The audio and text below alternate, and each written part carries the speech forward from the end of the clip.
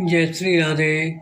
आनंद आशुलिपि पत्र का अंक 5, प्रतिलेखन संख्या 31, गति 80 शब्द प्रति मिनट। प्रारंभ करें। महोदय, औद्योगिक क्रांति ने अपने प्रारंभिक चरण में कुटीर उद्योगों पर घातक प्रहार किया और कारीगरों को मृतजीवी मजदूर बना दिया। निम्न आर्थिक वर्ग की स्त्रियां परिवार के भरण पोषण के लिए तैयार हो गईं। विराम।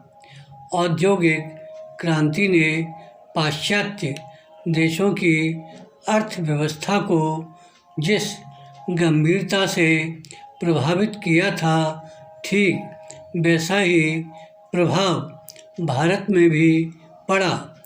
औद्योगिकीकरण से पाश्चात्य अर्थव्यवस्था में बड़ा अद्भुत परिवर्तन हुआ था।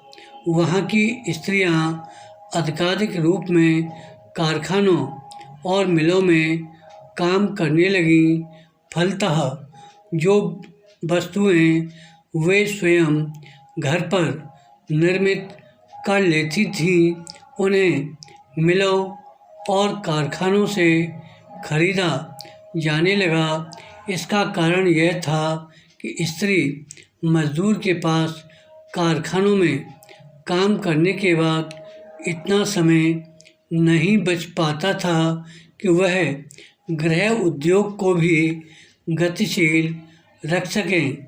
भारत में औद्योगिकीकरण के फलस्वरूप स्त्रियां मजदूरों के रूप में कार्य करने लगीं और उन्हें मिलों की वस्तुएं खरीदने के लिए बाध्य होना पड़ा। विराम।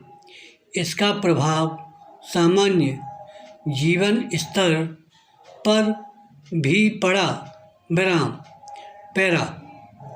जीवन स्तर के महंगे होने के कारण परिवार के भरण पोषण के लिए स्त्री को भी मजदूर बनना पड़ा। विराम।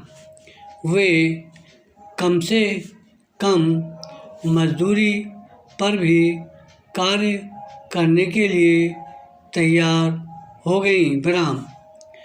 औद्योगिक क्रांति में होने वाले तकनीकी परिवर्तनों ने उत्पादन की प्रक्रिया को बदल दिया। विराम।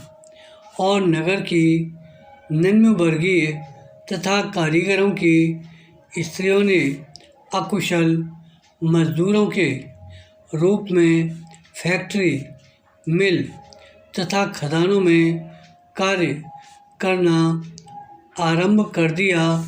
विराम। केवल स्त्रियां ही नहीं, प्रत्युत बच्चे भी मिलों में काम खोजने लगे।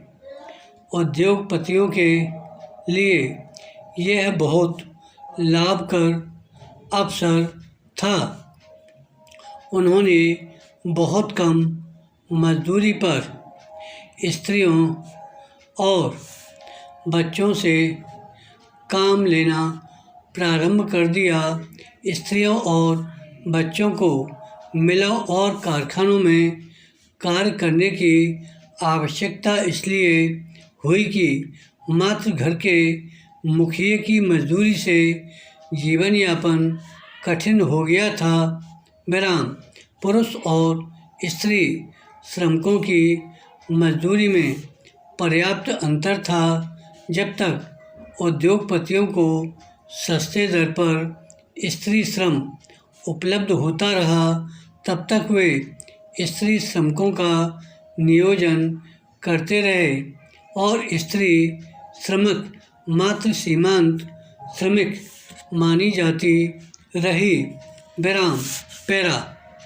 इस औद्योगिकीकरण के प्रथम चरण ने परंपरागत गृह उद्योग और कुटीर उद्योगों पर बड़ा गंभीर प्रभाव डाला। विराम। पहले वस्त्र उद्योग गृह उद्योग ही था।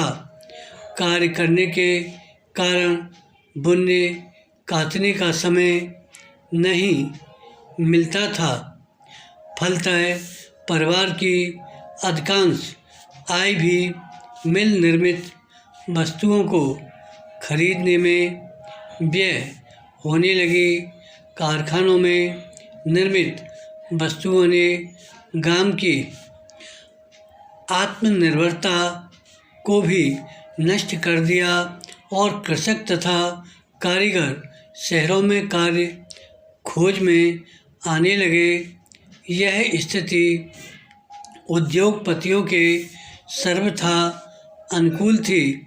मजदूरों का शोषण जब अत्यधिक बढ़ गया तब शासन को अनेक श्रम विषयक विधान लागू करने पड़े। विराम।